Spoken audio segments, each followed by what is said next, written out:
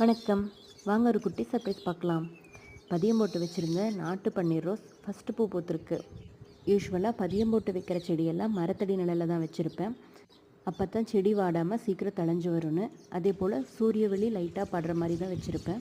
இந்த விறகெல்லாம் இப்படி போட்டு வச்சுருக்கிறது கோழி வந்து கொத்திகிட்டே இருக்குது. அதுகிட்டருந்து பாதுகாக்கிறதுக்காக தான் அப்படி வச்சுருக்கேன். இப்போ வெளியே எடுத்து காமிச்சிருக்கேன் பாருங்கள்.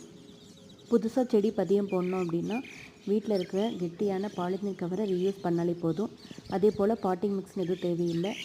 சாதாரண மண் மட்டுமே போதும். எந்த மண் வேணாலும் எடுத்துக்கலாம். இப்போ நான் ஒரு நியூ ட்ரிக் சொல்கிறேன், அதை ஃபாலோ பண்ணி பாருங்கள். Note cutting method.